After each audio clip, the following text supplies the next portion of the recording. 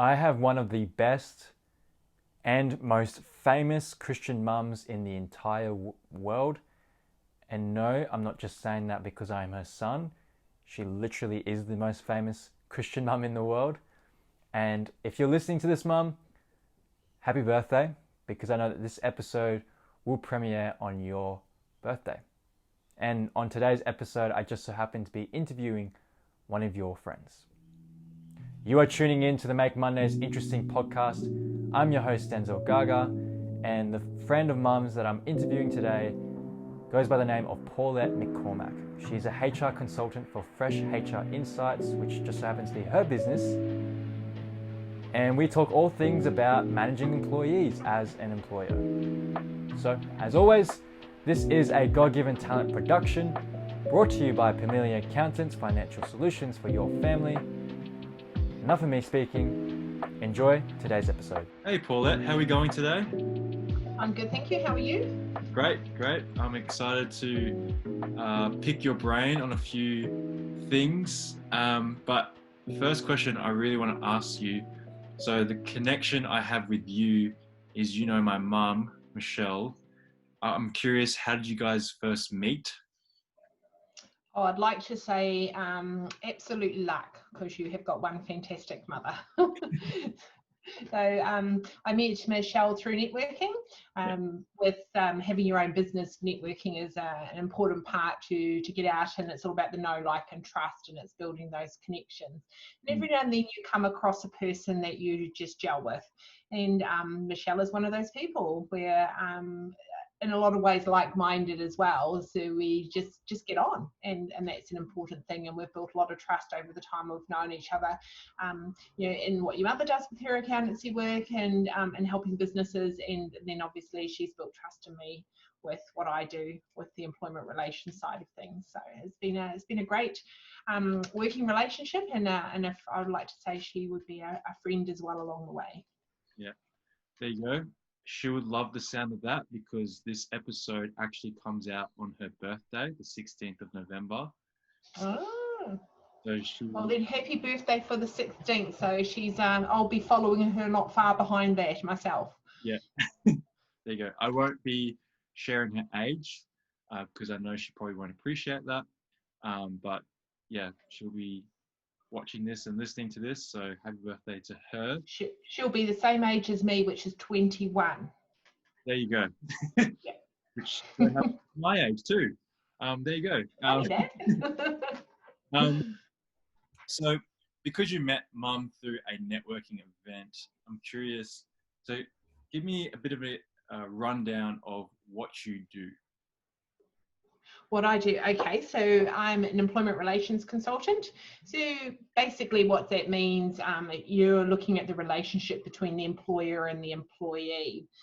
We all hear things that have gone wrong. I mean, if you look at the 7-Eleven, all the underpayments and everything, there was a systematic problem with that. And underpayment is a big thing that's been sort of banding around, and it is actually in Queensland now.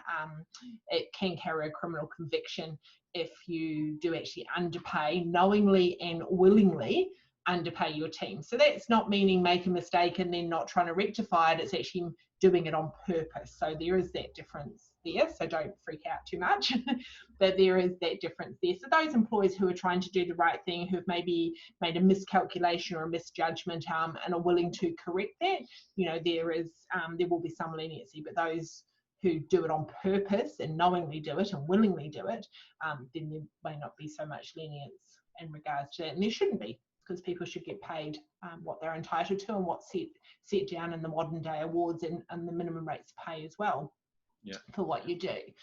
So we look at that. We also look at making sure contracts are in place as well, with the employer, between the employer and employee, setting out the working relationship, looking at full-time versus part-time versus casual, and even into independent contractors as well. So what is the nature of the employment relationship. And we also then help employers with the communicating with their employees, their policies and procedures, making sure the expectations are very clear from both sides as well. And then if things do go wrong, what process is going to be followed in regards to that. So say, for example, an employee feels they've been bullied by another employee in the workplace, are there processes in place to investigate that? Yeah. And the steps that we will take. And as long as the business is following those steps, then they'd be procedurally fair should any matter ever reach the Fair Work Commission as well. And those are the things that they will look at too. And then we help through on the people we sort of joke the dark side of HR is the disciplinary as in the terminations as well. So if somebody isn't performing right, whether it's their conduct or their capability, so conduct being that they really just can't be bothered and, you know, it's 2 fingers up to you, we're off, or their capability, they just don't actually have the capabilities despite being given training and opportunities, that their capability is just not there, so they need to be removed from the business. And doing that the right way as well, because you have unfair dismissal, you have unlawful dismissal, you have adverse action, and you've got general protections claims as well that you need to be aware of. That's a lot of information to process. But no, it's helpful though. It did get me thinking, just talking about that dismissal side of things. Being a young person like myself who's had first jobs, and honestly, majority of my jobs have been poor experiences up until now that I'm working for mum. That's a different story. But I've had poor experiences with employers. Can I ask about, because I see this a lot of young people seem to get this type of treatment in terms of more so they're casual and their employer, their way of terminating them, you could say terminating, is just not giving them shifts and never communicating that to them, where the employee is caught up in the thinking of, so when is my next shift? Are they calling me back? And then so can you explain to me, or I'm curious, is that a fair dismissal or an unfair dismissal if the employer just decides to not communicate and in regards really just not give shifts? Okay. First and foremost, I'd like to defend all those employers out there who do the right thing. There are a large majority that do absolutely the right thing, will follow the right processes, so we need to recognise that. But as you're saying, there are those that don't do the right thing as well. When you're looking at what is a true casual, there's no obligation of ongoing work. Each contract of employment ends at the end of each shift. An employee doesn't actually have to take the work that they're offered. There are minimum hours per shift depending on which award you're under, because they're all different. Some are 2 hours, some are 3 hours, some are 4 hours. But the characteristic of an employee or a casual employee is that it's just a casual relationship. So if the work isn't available, then an employee doesn't have to give you the hours. So that's where, as you were saying, you know, they some of them just stop giving shifts. And I know employers who have done that, where someone's done something wrong, and instead of actually following them through a disciplinary process or a performance management, it's like, oh, that's too hard, let's just cut their shifts. And yes, that does happen. The thing I would be mindful of for employers is if they've got a casual who's been regular and systematic for a period of 12 months or more, some awards at 6 months, you need to be careful that they don't then go for unfair dismissal because you haven't done it the right way, you haven't followed a process, and Fair Work may look at them and go, well, actually their employment relationship was that of a permanent part-time employee, therefore they have those rights. So that would be a concern, and that's where I would highly encourage employees to do things the right way. If an employee is not working out, to have that conversation with them. Hey, look, we've got this issue with your work in this particular circumstance. Is there something that we need to help you with? What's the reason you're doing this? And have that open conversation with them. Because it also comes down to, you treat others the way that you want to be treated, but also karma will come back and bite. So if you consistently treat workers the wrong way, somewhere along the line, it's going to catch up with you. whether it means your reputation's going to precede you and people will no longer want to work with you. Also, if you don't treat people right, people are not going to treat you right back the other way. So how do you know that people are not doing inappropriate things behind your back? They may, if it's in a restaurant, they may be stealing food, they may be pocketing cash or whatever. I'm not saying it's going to happen, but if you've got no respect for your workers, where's their respect for you? Because respect is earned. And that's what I'd say to any employers, to treat your staff right. And if you want to go down that road of treating them ill and not following the legislation and the law, then expect it to come back at you at some point in some way. Wow. There you go. Does that answer what you said? That's a good answer.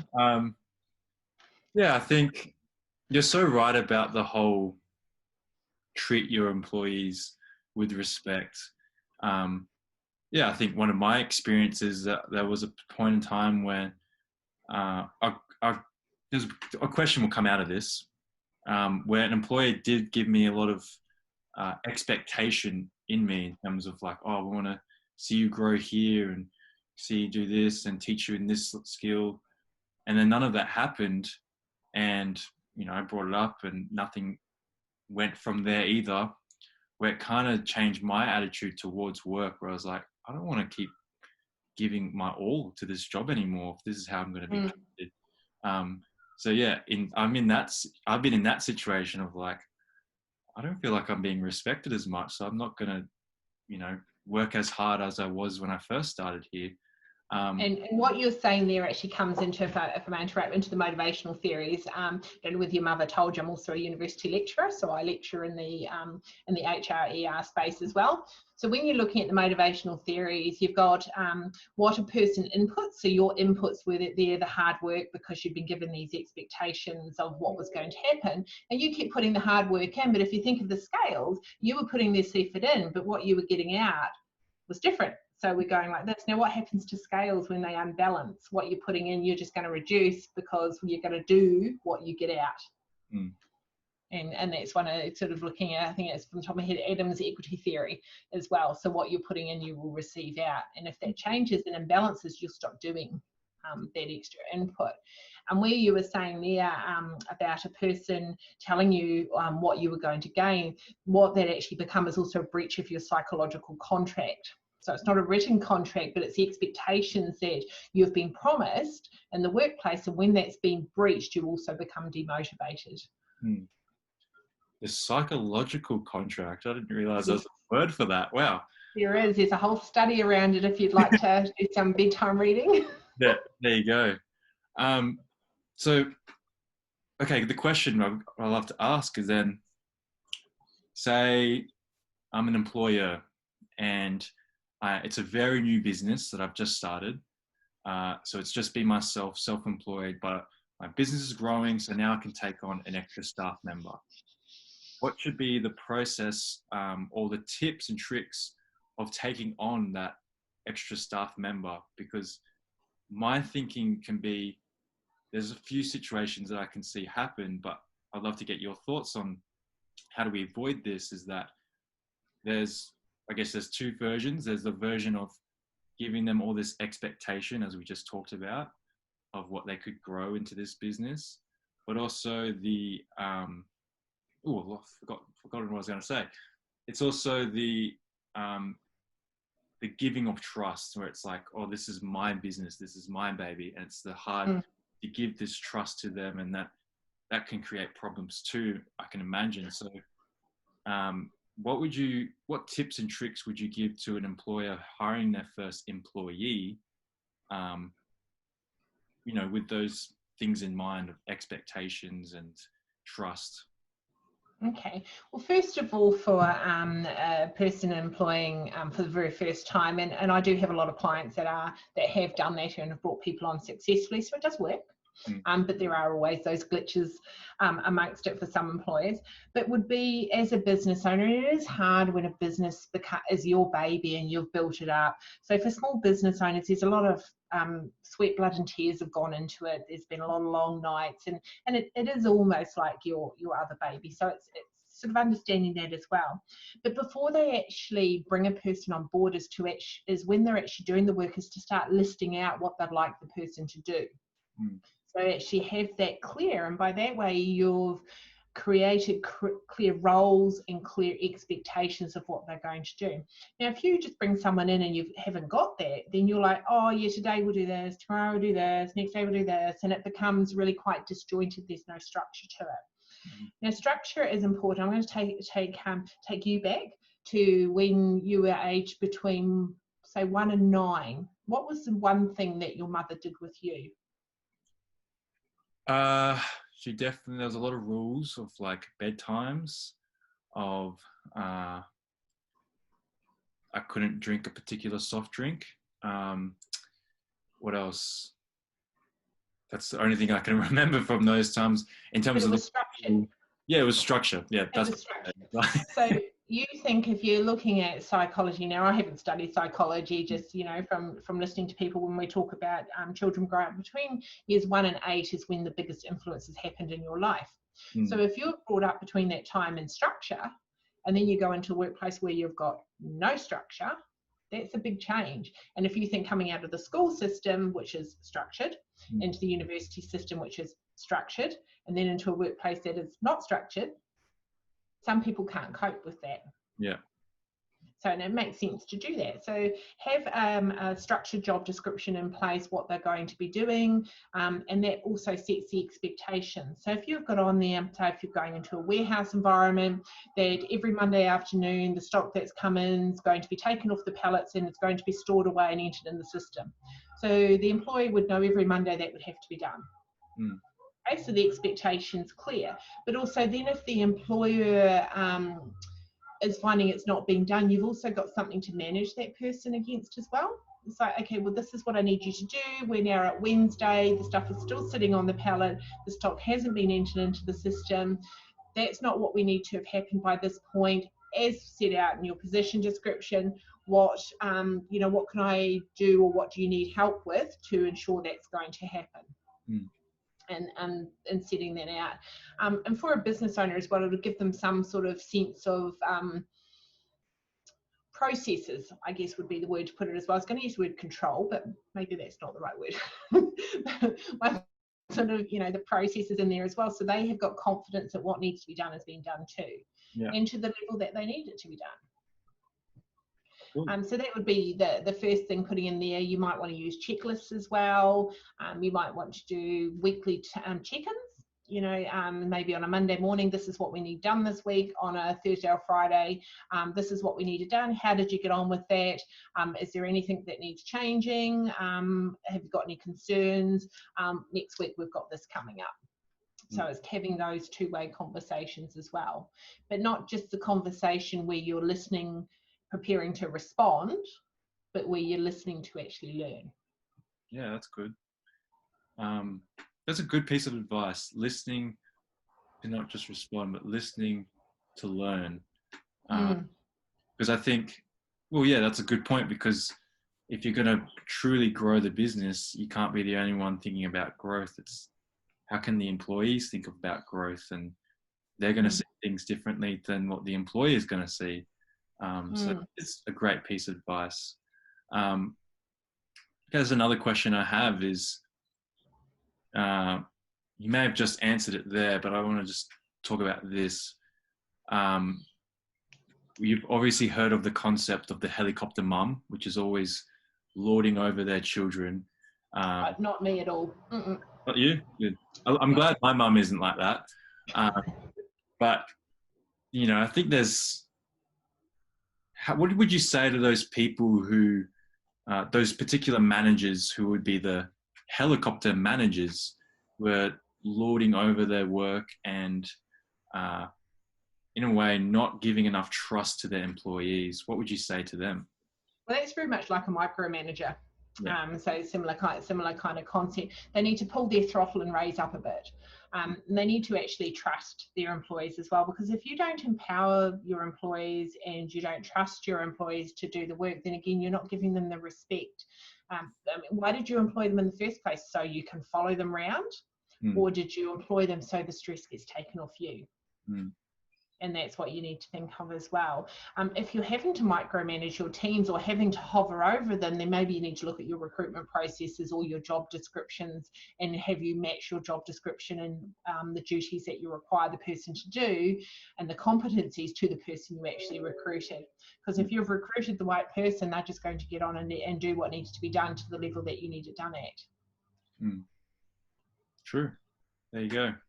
And then on that subject, because of 2020, majority of us were forced to work from home. Some of us probably still are working from home. And I think with the whole micromanaging, those who were prone to do it would have been thrown off their game simply because they weren't able to be over their shoulders in an office space, but it is now through emails or through phone calls. And so what does that look like on that online working from home sense in terms of the encouragement to employers to have trust in their employees in an online forum?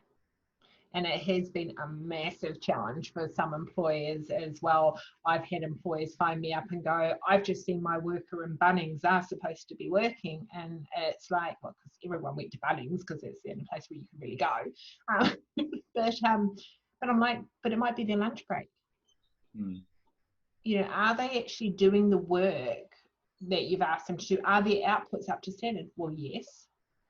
Well, then have some trust in them that they're actually doing the work in different times, because now they're at home, they might not be doing the 9 till 5, they may be doing the 10 till 6, or they may be doing the 9 till 3, having a break and then working into the evenings, because there may be that more flexibility for them to do that. So it is having that trust in it, instead of looking on managing them on the inputs, manage them on the outputs. So they, in the office, they may be sitting there for 8 hours at the computer thinking, oh, they've been really productive, but really are they? But at home, they might only be spending 3 hours in front of the computer, but they could be highly productive in those 3 hours. So it's a different way of changing your thought process, but also, connecting with them on Zoom and everything as well. I mean, it's a big thing. I was talking to a business the other week, when they're talking about Zoom, they're like, it was great to see the inside of people's homes and get an insight into people's lives. And I didn't realize so many people had dogs. Because the dogs became the screen stars of the of Zoom. But it also, that brought a different sort of perspective into the employees as well. But it is, and you said the word there, trust, it is about that trust. It's trusting your teams to be doing the right thing, but have the processes in place if they're not. So it's having the touch-based team talks as well, checking in on their mental health and wellness. That's a big thing that people have definitely struggled with COVID-19, is the isolation of being at home. I mean, it's all right and fair and well if you've got family around you. I mean, I've always worked from a home office anyway, and I love being at home. University teaching came online. I was more than happy not to have to commute to the university, but I have my family around me, and where we live, we've got some fantastic neighbours as well. So our social set was where we were anyway. But for those who maybe live on their own, work was their social hub, and now suddenly they don't have that. So it's checking in on that as well. So instead of just sending emails or phone calls, actually using the facilities like we are now with Zoom, and you can still get to a point that personal interaction as well. And that's really important. And where you have the Are You OK day 1 day a year, that really needs to be 365 days a year. And it's not just saying, are you okay? And then saying, yeah, I'm fine. Because if you don't think they're fine, then ask in a different way or do a different check-in. Because we all like to put on a brave face, don't we? Yep. I'm guilty of it. Yes. So, let's talk about that in terms of the whole mental well-being. As a manager, how do you, in a way, ask that question of, are you okay? But at the same time, not be too intrusive into their lives, how do you find that balance of making sure that they are okay, but not being like, too much in their face with it? Yeah. So yeah, it's asking the question, how's everything going with you? Is there any issues that are cropping up that you want to talk about? Doesn't necessarily need to be business. It could be personal, as if you like. I do understand it's difficult times that we're in right now. And maybe sometimes people don't want to talk about it, but I'm actually here if you do want to. So at any point, please just let me know, because I'd rather know than not, and I can't help you if I don't know. So I'm just extending that offer to you. The choice is obviously yours at the end of the day, but I am here. If you feel you'd like to talk to someone else, you'd hope a workplace would have some employee assistance programs in place. You can make sure those numbers are available. If not, with COVID as well, they've extended how many sessions you can have from a doctor if they've popped you on a mental health care plan as well, how many sessions you can have. But it's making sure the conversation about mental health and wellness is not a taboo topic. Yeah. Because people think, oh no, there's something wrong with me, I can't talk to anyone, and they try and cover it up as if it's shameful. Well, it's not shameful. It's making it an everyday conversation, and if we make it an everyday conversation, then people are more likely to open up about it. No, that's good. Because you're right. 2020 has rocked all of us. Everyone's a victim to what has happened this year in some shape or form, whether it's COVID or something else. I think one of the biggest things that I've noticed with 2020, I mean, I must acknowledge those who have really done it hard, those who have lost their loved ones as well, those who have lost businesses, incomes as well. There are those, but there are also the winners in this. But I think the biggest winner is our appreciation and gratefulness. Yeah. Grateful for the lives we have, grateful for the family we have, and grateful for what's around us. And that also comes down to that gratefulness, comes down to your mindset as well. Those with a positive mindset, I think, have coped better in the COVID-19 situation, because you find a silver lining to it. And those who have a negative mindset have struggled more so with it. Yeah. Positive mindset. What would you say what's some positive mindset advice? Oh, some positive mindset advice. Well, if I look from my point of view, it's like, oh, I'm at home all the time. Great, I can do my DIY. Get to spend time with my family. I don't have to get dressed, booted and suited each day. I could just wear my pajama pants if I want to, because nobody will know. Yeah. But it is just finding that fun side to it. But it was having the more time as well. But everything, you can find a positive to it. And it's always, I'm a firm believer in the universe will deliver what you need when you need it. And if something doesn't happen, then there's another reason why. But again, it comes down to mindset.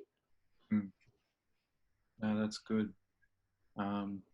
We should all have positive mindsets, be appreciative. There's no point being negative. I mean, it's not going to get you anywhere. The only person who you make it miserable is yourself, and the only person who can change it is yourself. Yeah, exactly. So hopefully someone listening to this right now can just turn that switch in their head of like, you know what, I need to think more positive. So and if you are feeling down, a big thing to go do is go for a walk, because it's been proven, studies prove exercise helps the happy endorphins in your system. They so go for a walk, go and see nature. I mean, we're lucky where we live. We have koalas in the trees around us. And that's mating season at the moment, so it gets a bit noisy lately around here. I'm the same. I live in trees as well. Yeah, it's mating season. But we're lucky to have that. So go out and see the nature that is around you. Yeah. And go and appreciate the small things. Appreciate the jacaranda trees, because don't they look awesome when they come out? And just everything that we have. Yeah. Even the smallest thing, is wake up each day and find one thing to be grateful for. Yeah, that's good. Good perspective to have. It's kind of gone off employment relations a little bit, but no, it's good though. It's because I think employees need to emphasize on things like this to their employees, because I think it's important, because if you have employees that are in the good headspace, that is mentally okay, they're going to be more productive, and they're going to be more helpful to the team. And so that's when you need, in my opinion, the employer needs to emphasize on, hey, are you okay? Are you making sure you get some rest? Are you walking? How's things been? Like having an important thing just on that point for an employee to do is actually pound the shop floor. And what I mean by pound the shop floor is get out of your office, out behind your hierarchy desk, and go and talk to your teams. Yeah. Good morning, good night, how are you going? You're doing a great job. You know, I know you guys are working hard, chucking pizzas on a Friday or something like that. All of those things are small. They may seem insignificant to you, but just by saying to someone, hey, great job today, we couldn't have done without you, you don't know what's going on behind that person that day. And that could be enough to just brighten their whole week. Yeah, that's good. It's good. Good thing to do, and good thing to encourage in employers. One last question, kind of changing gears. I'm going to make sure I word this correctly. But so 2020 has been the year of uncertainty and changes. So how do we communicate changes to the business to the employees as employers? Being open and transparent, but obviously not giving away confidential or sensitive information. But with any workplace change, it is sit under all the awards. For any major workplace change, you've got to put your employees into consultation anyway. So if you're looking at redundancies, consultation forms part of it. If you don't consult, then maybe deemed not to be a general redundancy, which poses quite a lot of risk for the business. But people don't like change. You know, people struggle with change.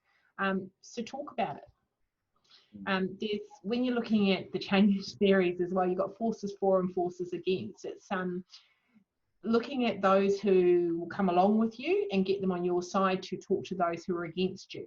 So the forces for, the forces against. But you've also got Lewin's change model, and I like this one particularly because you've got your employees frozen in a certain state. So what you need to do is unfreeze them, and that's through talking and conversations, realign them into a new way of doing something, and then refreeze them into those new behaviours or that new structure.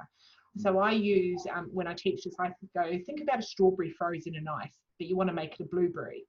So you need to unfreeze the ice block that the strawberry's in, take the strawberry out, put the blueberry in, and then refreeze it. True. There you go. Looking at it that way. I look at things and try and sort of so people can visualize what change would look like. And that is a change going from a strawberry to a blueberry. Yeah. But you can actually visualize you doing it. And unfreezing it might take time depending how big the block is. Yeah. So how big is the change going to need to be? Yeah. So what's the small bits that are unfreezing? And you might be thinking chipping away at it. So this meeting we're going to chip this bit away, and this meeting we're going to chip this bit away, and this meeting we're going to chip this bit away. And it's all those incremental changes as well. That's good.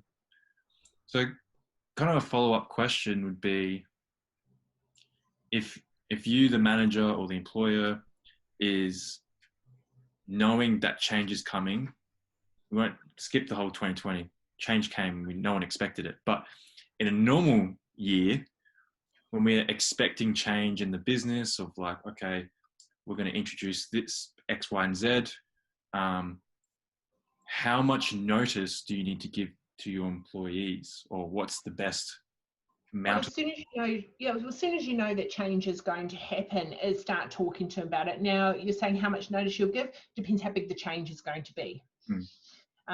So I'm just going to use redundancies. If you're talking about redundancies, depending on how many people are going to get made redundant, whether you've got in the size of the firm as well, whether there's going to be voluntary redundancies, whether it's all just going to be forced redundancies, or whether you've got, say, 5 people in a role, but only 2 of those people in the role need to be made redundant. You're going to need to put them under a selection process and go through a matrix with them for a fair process of who's going to stay and who's going to go. So yeah, it will depend on that process.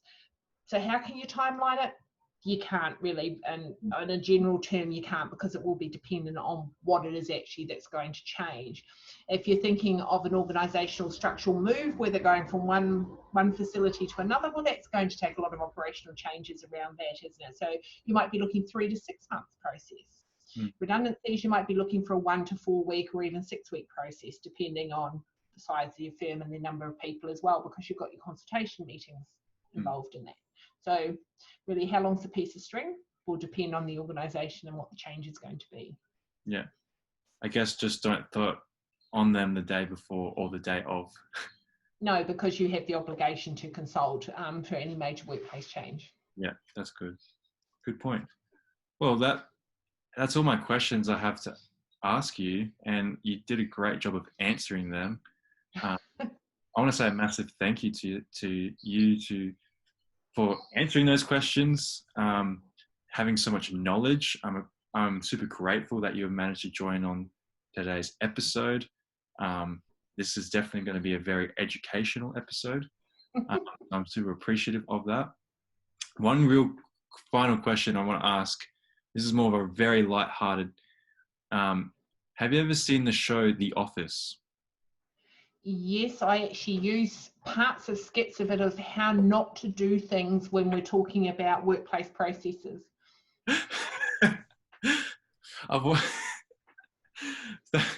You actually use it as source material. Wow, okay. Yes. So the Office and what's one that Sheldon's in? Big Bang Theory? Big Bang Theory are 2 great ones to get material out of how not to do things. Wow, there you go. I've been watching The Office quite a bit lately, and I'm enjoying it. And yeah, a lot of the things they do on that show would not be ideal in a. Yes, it plays in the wind very very along the line quite tightly. Yeah. That's cool. Good to know that a HR officer watches that show and enjoys it themselves, but uses it as... We do have a sense of humour, and we can be naughty at times. So someone said to me once, when you're in HR, you need to be whiter than white. Well, sometimes what people know doesn't hurt them as well, and we are human.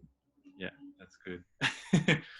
Well, again, thank you so much. Do you have any final pieces of encouragement or words to add? No, I think that's everything. But if anyone wants to get in touch with me, they certainly can. I'm sure you'll pop my details up. We do have a free 30-minute discovery session if anyone wants to gain some generalist HR support or advice, but obviously it's very generalist. We have that available as well, and there's a link to that through our website. Perfect. And that will all be in the description. So great. Awesome. Thanks, Paulette.